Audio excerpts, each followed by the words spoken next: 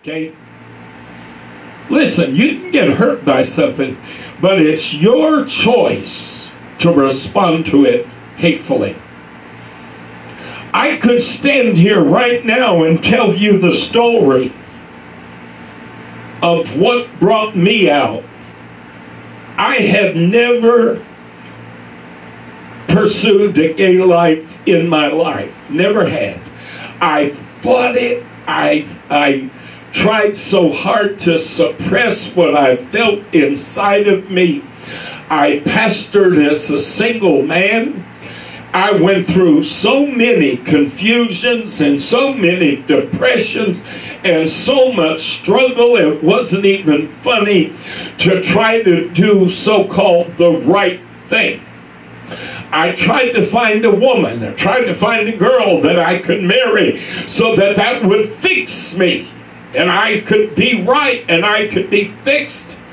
I even had a pastor that I served an internship under who he knew my struggle. He knew I was struggling with it. He didn't say it outright, but he said things to me that honestly made it abundantly clear that he knew what I was struggling with.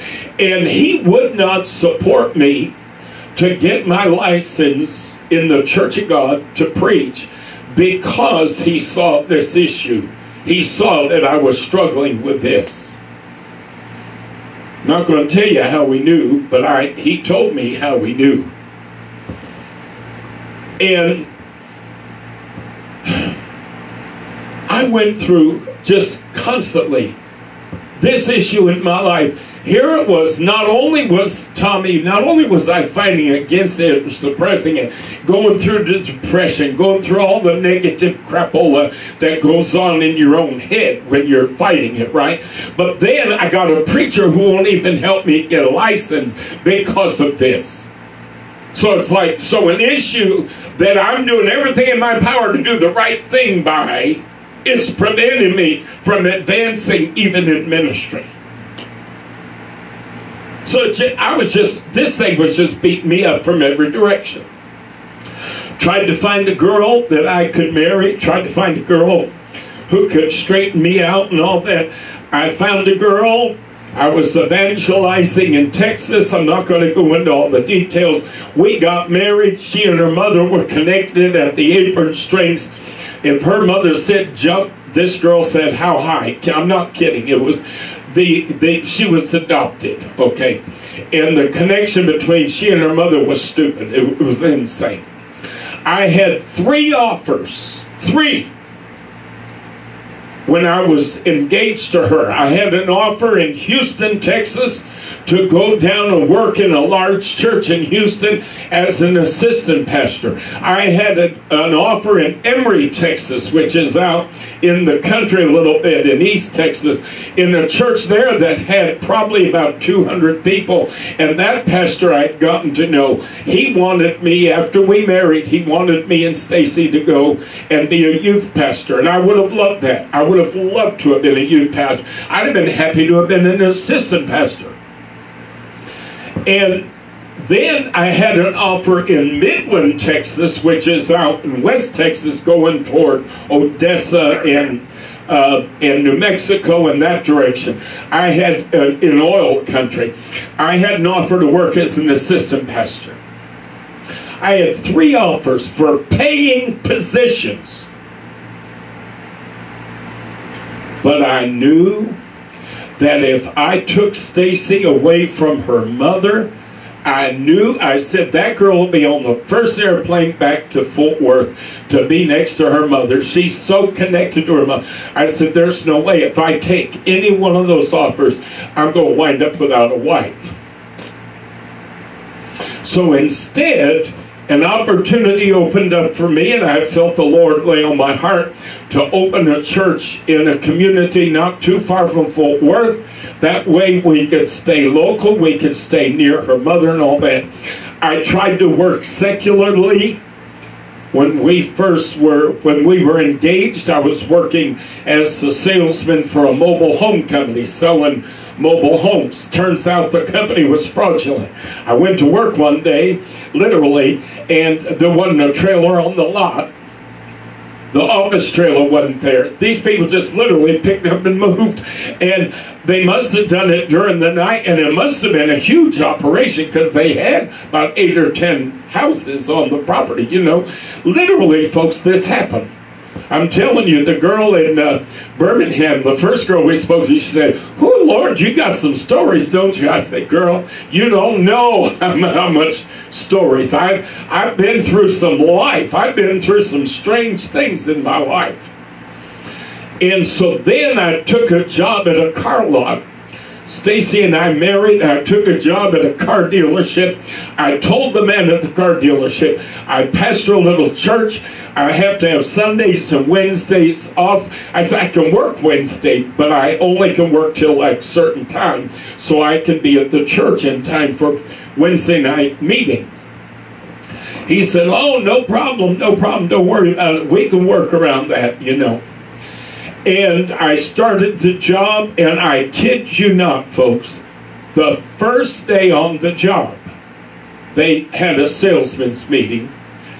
This man, the sales manager, calls all the salesmen into the office.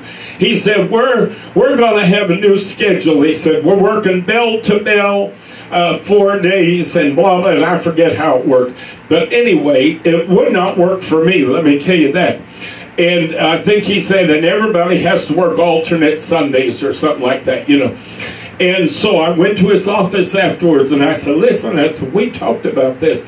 You know that I'm bivocational, that I pastor a church." I said, "I can't work that schedule." And this guy literally looked at me and said to me, "Well, I guess you've got a choice to make, whether you want to make money or you want to work in the church."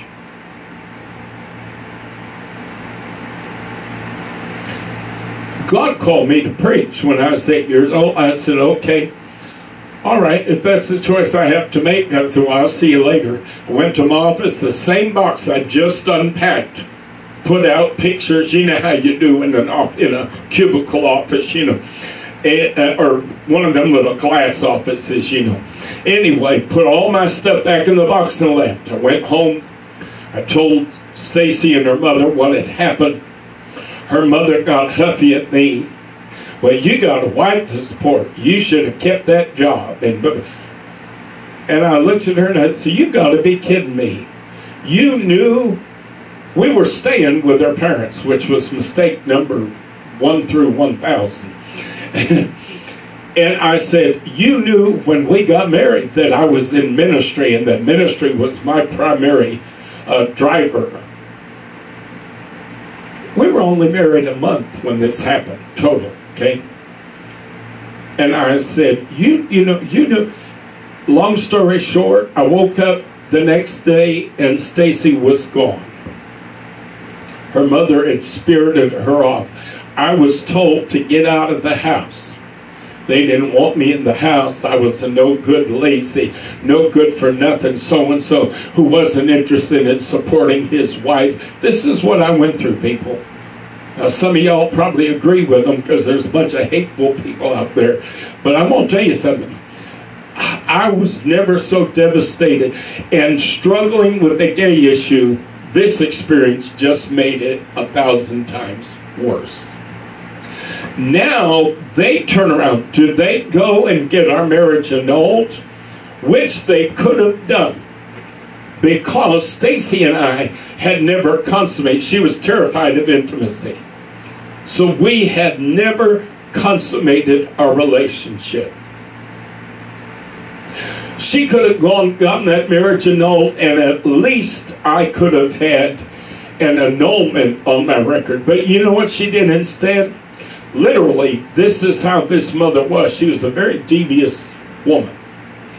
She decided, well, we want to keep our hooks in him in case he ever makes anything. If he ever becomes anything, and makes anything. If you're divorced from him, then you can always go back to court and ask for things like alimony and stuff like that. I mean, you wouldn't believe what this woman pulled. So instead of an annulment, we went through a lengthy divorce process. I never gave them 1 minute's opposition. I just let them do whatever they wanted to do. But it still took several months to get it all done. Finally, we were divorced. Now, guess what? Now, there isn't a Pentecostal girl on the planet that'll look at me because I'm divorced. So here I am, a lonely, depressed guy, struggling with being gay, trying my best to find a woman so that I can fix myself, and circumstances are just pushing me further and further away from being able to do that. Long story short, I finally meet a girl in Austin, Texas, who is willing to date me, I guess you might say. But I was long distance. So finally I decided I'll go to Austin and I will try to set up a life there. And I'll go to this church, this big, huge church that was of my faith. And I said, I'll learn from that pastor. I'll sit under him for a while and learn from him and see how he's able to be so effective in this community and, you know, so on and so forth. And I preached, and it was a mega church. I mean, a mega church, folks. It was a mega church before there were a lot of mega churches. And I preached there, thousands of people, biggest church I ever preached in. And then one night, I'm staying at the family's house of this girl that I'm interested in. Mom and Dad loved the fire out of me. They were trying desperately to get she and I together. But after I went down there, all of a sudden, she started going cold. And Mom and Dad kept saying, oh, hang in there, you know. Her best friend, we think her best friend's a lesbian. And she's trying to talk her out of being interested in you and stuff and blah, blah. Well, whatever it was, something was happening because this girl started getting colder and colder toward me. I got a job at a local car dealership. Selling cars, was making good money. Of course, I wasn't pastoring, you know, so I could do that. And one night, all of a sudden, I'm in the family room on a pull-out bed.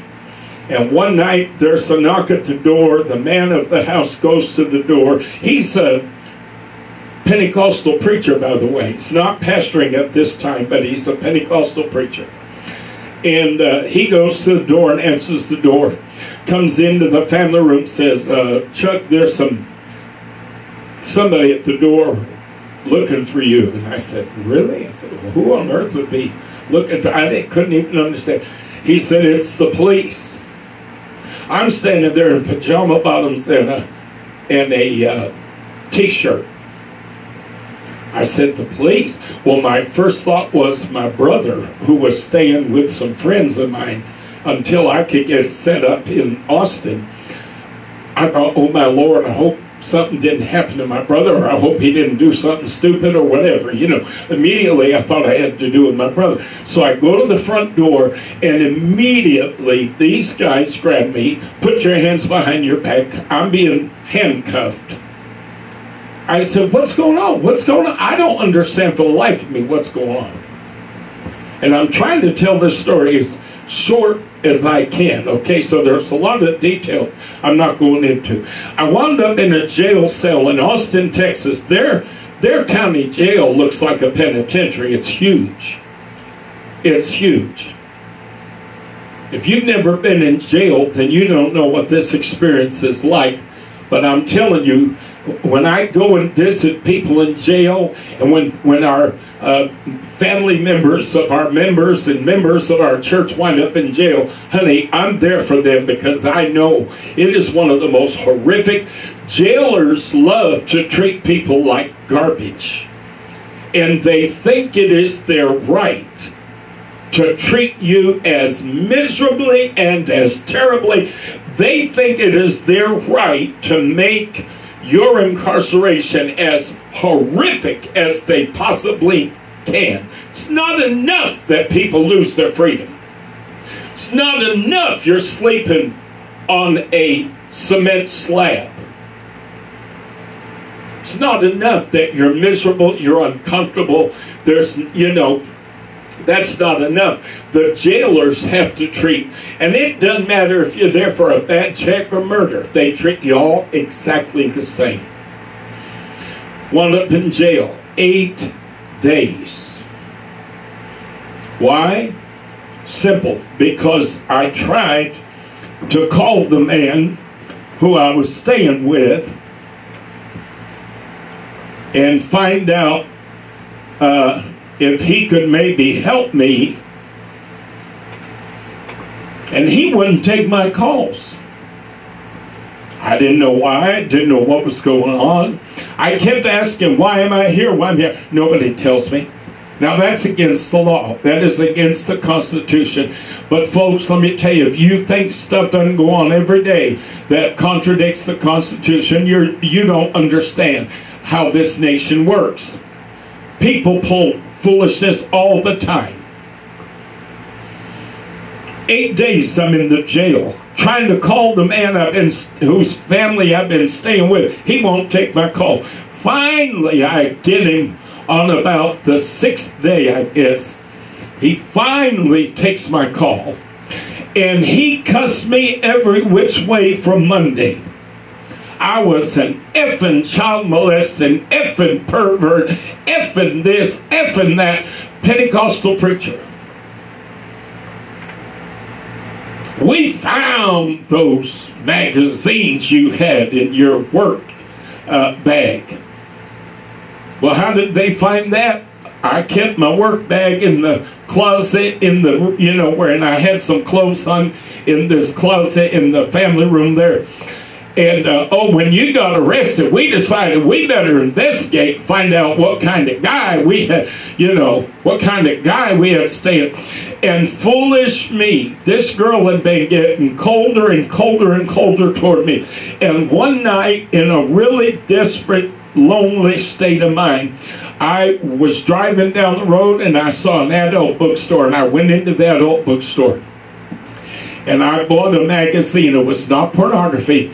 It was a personals. Back then, we didn't have the internet, And it was a personals, gay personals back then. And I was actually tempted to try to see if maybe because I was ready to just quit trying to do the right thing, because this girl was rejecting me, again. And I was just ready to quit everything. But then I went through, as most of us who have been through that process know, you do something stupid, and then 2 days later you're, oh Lord, I'm sorry, I'm sorry, I'm sorry, And I said, oh Lord, I'm sorry, and I repented. Oh God, I'm sorry I bought that garbage, and help me, Lord. And I actually had called on a couple of the ads when the people called me back at work. Folks, I'm not kidding you. I was so scared, because I knew I was on the brink of, quote-unquote, backsliding. I was on the brink of leaving what I knew and doing. And I had never been with anybody before.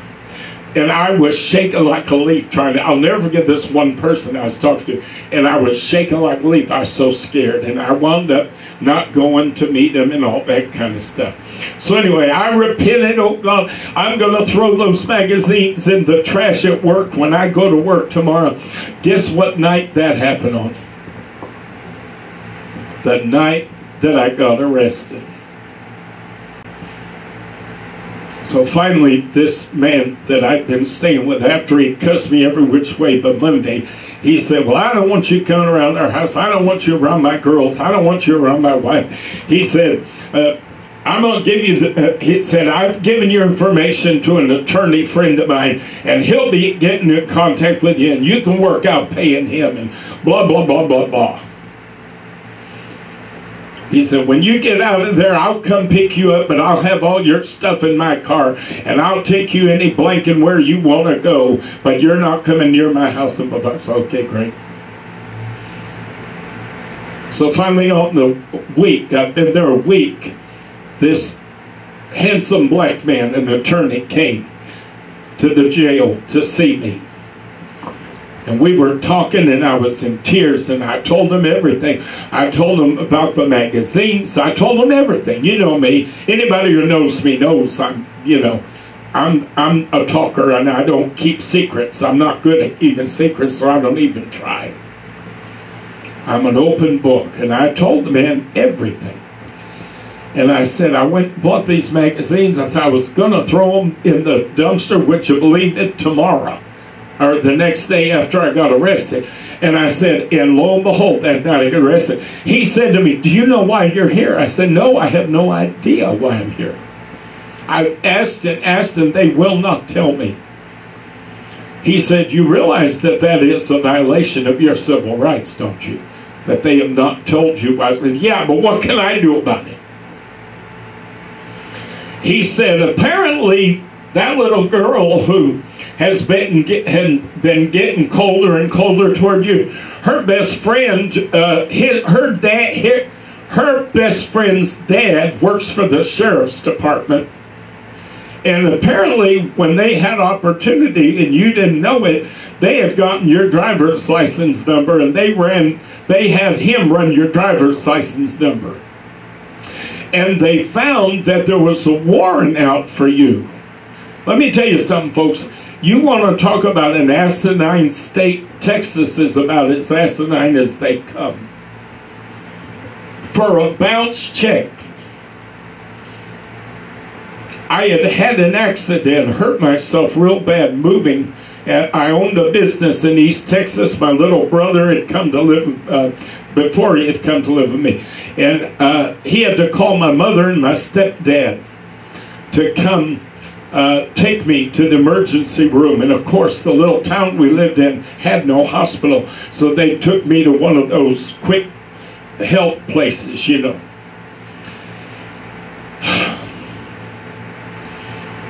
And they had to put me on morphine because I was in horrible, I'd done something to my neck real bad, and I was in so much pain. They put me on morphine.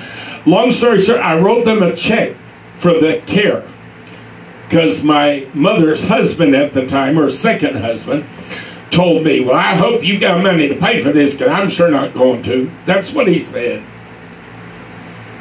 And so I wrote them a check. Well, long story short, I forgot all about the check.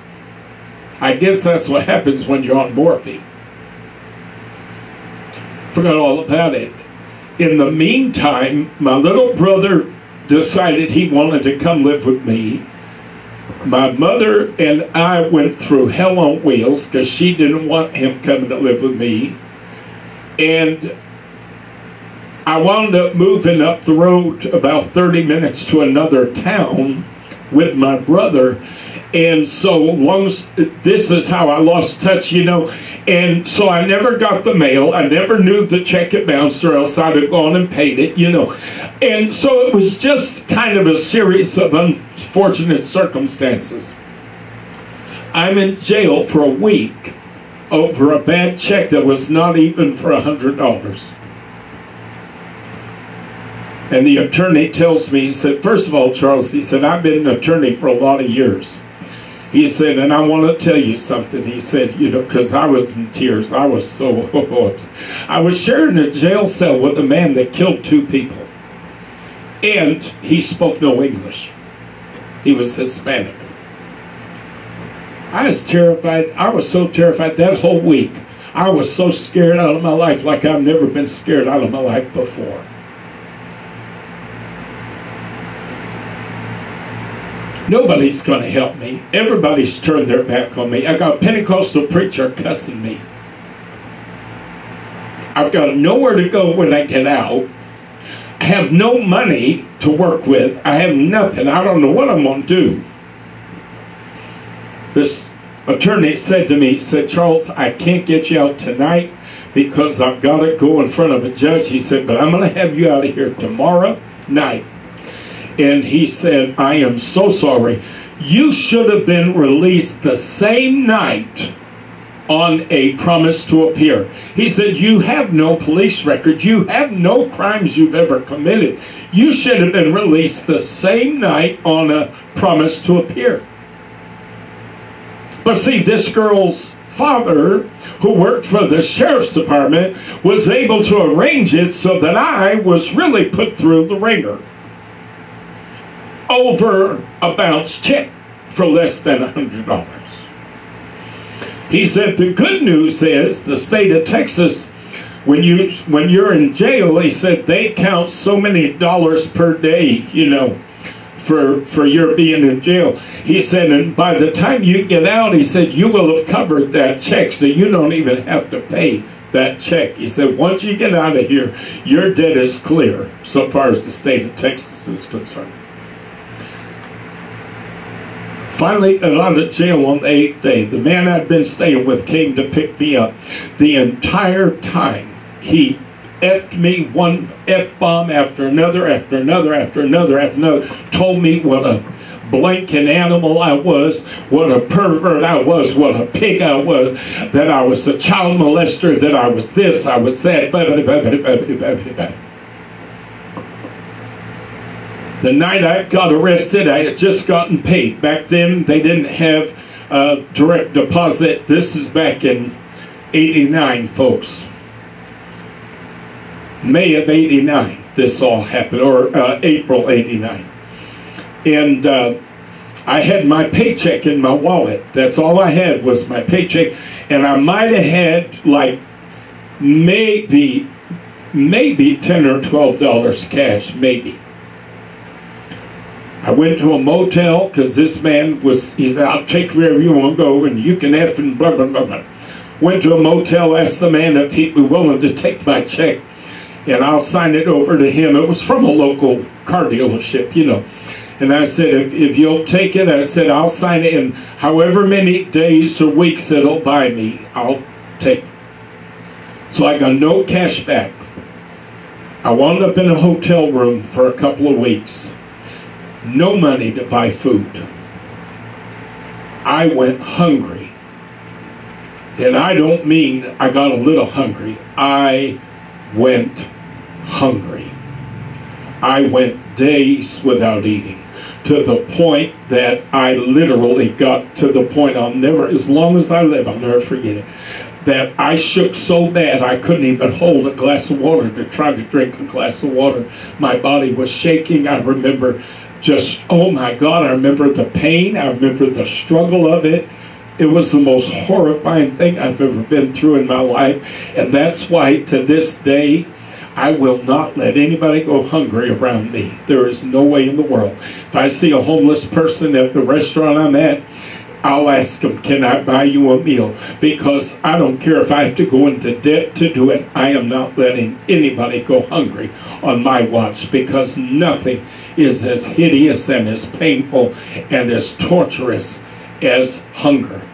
You know, it's one thing when you're fasting because you're doing this having decided you're going to. It's another thing when it's forced on you, okay? Long story short, I'm sorry to take this time, but there's a method to my madness, and I hope those of you who are extended members will understand. I've been standing here in this city for almost a year and a half, listening to a bunch of whining, childlike babies squeal and whine about how the church hurt them. And that's why they don't want anything to do with God. That's why they don't want to do anything with church. I'm telling my story today for a reason. Because you whining children, you petulant children, you ain't got nothing on me.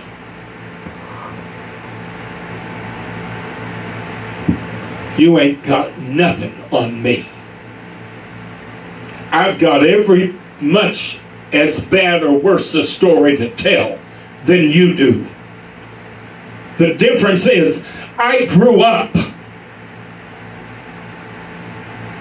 I came to the place in my life where I was willing to weigh my relationship with God and not let the actions of idiots come into the picture. I was never mad at God. I can honestly say I was never mad at God for anything that happened. No, because the whole time I knew it was the people. Wasn't God doing the crap to me. It was the people doing the stuff. People who call themselves Christians. People who call themselves Spirit-filled, okay? It was the people hurting me. It was the people abandoning me. It was the people leaving me to die, which I could have done in that hotel room. Because not one day did I go out in the street and beg. I sat in my motel room hungry as all murder. Wept and cried and prayed and begged God and just went hungry, went hungry, went hungry. Worst experience of my life. And Tommy will tell you, I've talked to him I don't know how many times about it. I'll never let anybody go hungry on my watch. I will never let anybody go hungry on my watch. It is the most people, I guarantee you, have never experienced what I went through when it comes to going hungry for days and days and days. And then finally, I forget how I heard my job wouldn't take me back because I'd been out of work for 8 days and hadn't called them. I tried to explain to them what happened. They said, Charles, I'm sorry, you're a fantastic salesman. You make us a lot of money, but our policy is if you don't call in, you're automatically released. So I had no job. I had nothing. I mean, I was up a creek so deep you can't even imagine. Finally, somebody told me about food stamps, and I had enough money to get on the bus and go to the food stamp office. And I sat in that office, and when they brought me into a little room to talk to the counselor man there, I was so hungry, and oh God Almighty, I'll never forget it. This is like the worst nightmare I've ever lived through in my life. I was so hungry that I broke down and went hysterical in that man's office.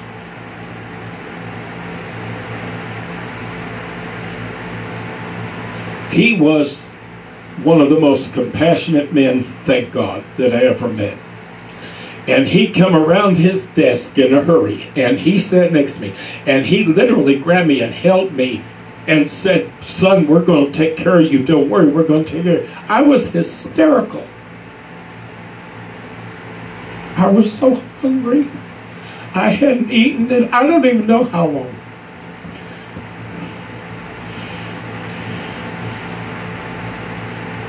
And you're going to tell me some jackass story about how hurt you were by the church because your church asked you to leave because you're queer. Oh, you're kidding me.